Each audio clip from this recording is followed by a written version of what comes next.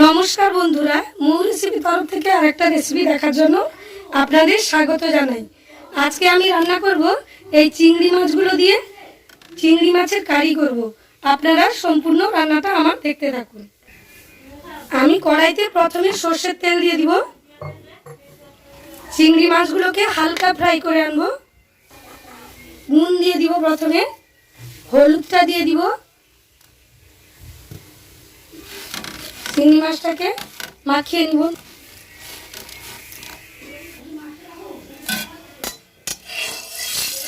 চিংড়ি মাছটাকে আমি দিয়ে দিব কড়াইতে।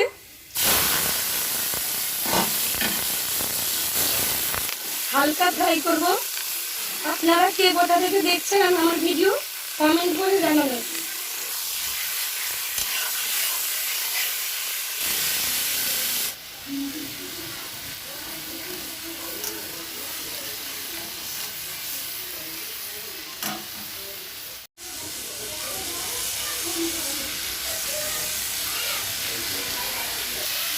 চিংড়ি মাছটা আমার ফ্রাই হয়ে গেছে, আমি তুলে আনবো। এবার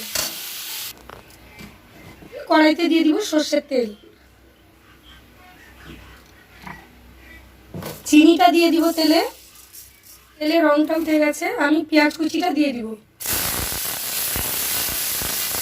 পেঁয়াজটাকে লাল লাল করে ভেজে নেব। বেটে রাখা আদাটা দিয়ে দিব, ভালো করে কষিয়ে নিব। এর সাথে টমেটোটা দিয়ে একটু লবণ দিয়ে দিব সাথে।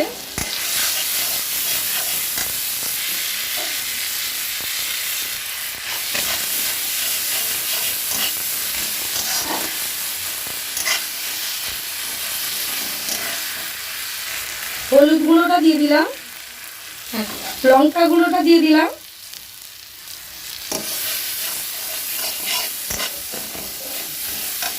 এর সাথে দিয়ে দিব কাজু বাটা।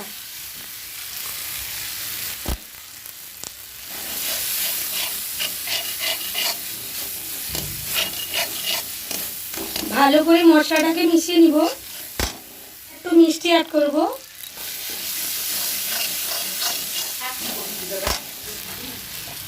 এরপর এর সাথে একটু নারকেল দুধ অ্যাড করব। অল্প করে নারকেল দুধ দিলাম। তারপরে ভালো করে মশলাটাকে একসাথে কষিয়ে নেব। যতক্ষণ না তেল ছেড়ে আসছে মশলা থেকে, তখন আমি ভালোভাবে নাড়ব। দেখুন কেমন তেল ছেড়ে গেছে মশলা থেকে। আমি এরপর ফ্রাই করা চিংড়িটা দিয়ে দিব। দিয়ে ভালো করে চিংড়িটার সাথে মশলাটাকে মিশিয়ে নেব ভালোভাবে। ভালোভাবে কষিয়ে নিয়েছি। আমি এর সাথে নারকেল দুধটা অ্যাড করে দেব।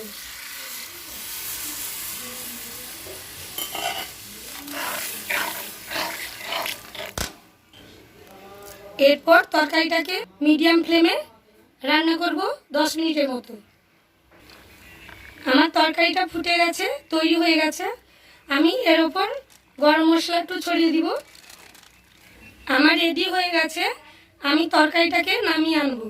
বন্ধুরা, আমার এই রান্নাটি যদি ভালো লেগে থাকে তাহলে লাইক, কমেন্ট, শেয়ার করে দেবেন। আর নিত্য নতুন রেসিপি পাওয়ার জন্য আমার ইউটিউব চ্যানেলটিকে সাবস্ক্রাইব করে দেবেন। আর যে মৌ রেসিপিস পেজে গিয়ে ফলো করে দেবেন। ধন্যবাদ।